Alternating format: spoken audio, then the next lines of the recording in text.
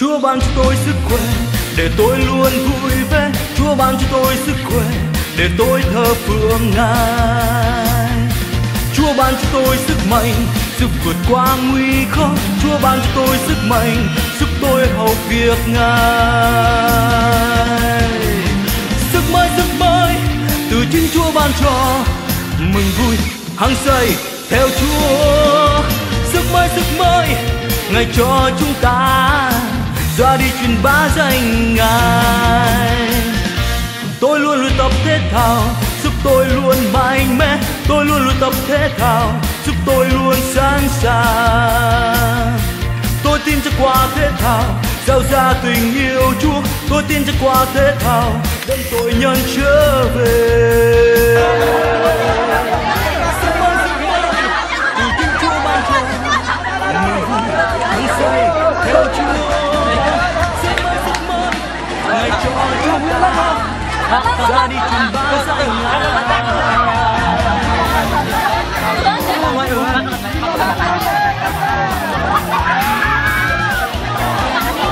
Chào quý vị mừng là cái này thì thắng là cảm ơn làm đầu tiên hưng nhất.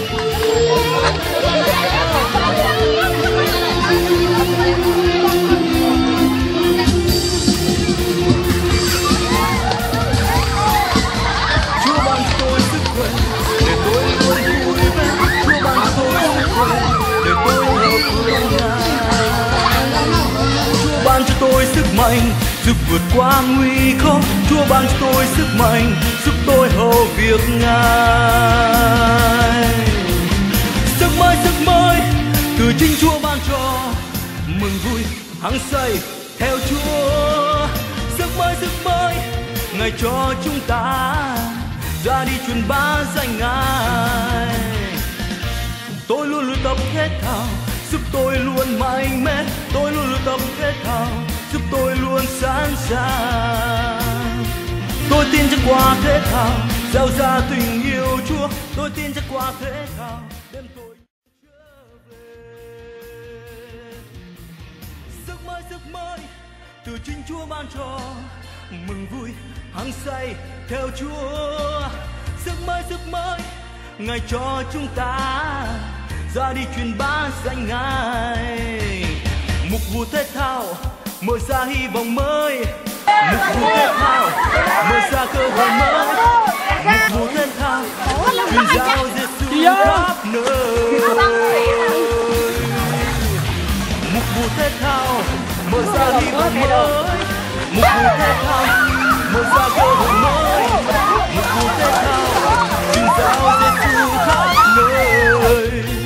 Truyền giáo Giêsu khắp nơi. Truyền giáo Giêsu khắp nơi.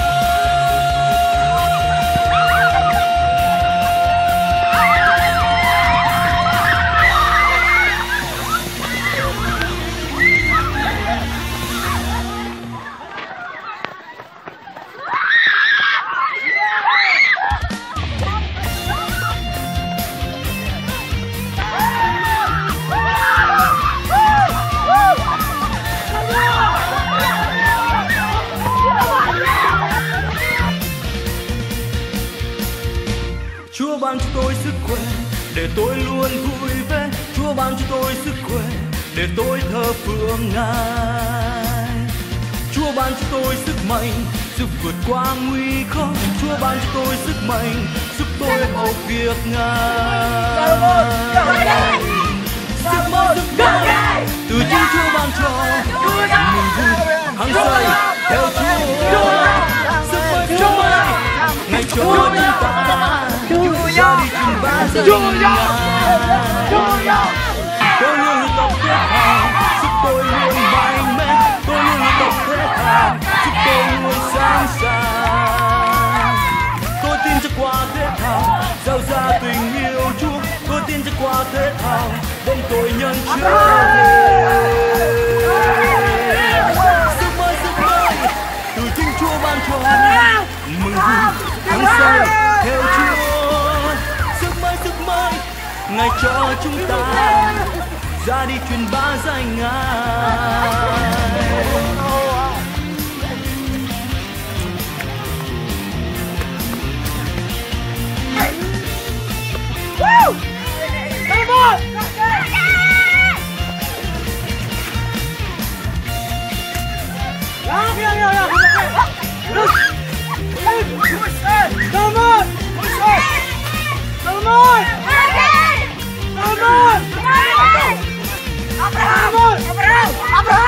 Chúa ban cho tôi sức khỏe để tôi luôn vui vẻ. Chúa ban cho tôi sức khỏe để tôi thờ phượng Ngài. Chúa ban cho tôi sức mạnh giúp vượt qua nguy khó. Chúa ban cho tôi sức mạnh giúp tôi hầu việc Ngài. Sức mới từ chính Chúa ban cho, mừng vui hăng say theo Chúa. Sức mới Ngài cho chúng ta ra đi truyền bá danh Ngài. Tôi luôn luyện tập thể thao giúp tôi luôn mạnh mẽ. Tôi luôn luyện tập thể thao giúp tôi luôn sẵn sàng. Tôi tin chắc qua thể thao gieo ra tình yêu Chúa. Tôi tin chắc qua thể thao đem tội nhân trở về. Sức mới từ chính Chúa ban cho, mừng vui hăng say theo Chúa. Sức mới Ngài cho chúng ta ra đi truyền bá danh Ngài. Một cuộc thể thao mở ra hy vọng mới. Một cuộc thể thao mở ra cơ hội mới. Một cuộc thể thao truyền giáo Giêsu khắp nơi. Tạm tuần này tạm tuần này hôm này. Một cuộc thể thao mở ra hy vọng mới. Một cuộc thể thao mở ra cơ hội mới. Một cuộc thể thao truyền giáo Giêsu khắp nơi. Truyền giáo Giêsu khắp nơi. Truyền giáo Giêsu khắp nơi.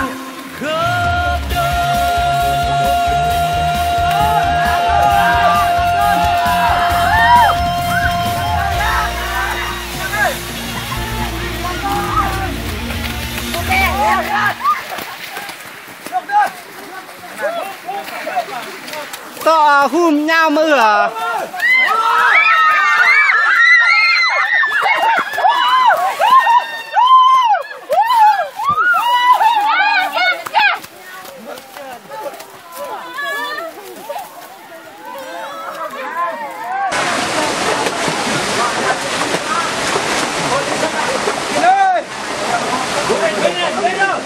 Kra to mưa tôm to này phin lưng à?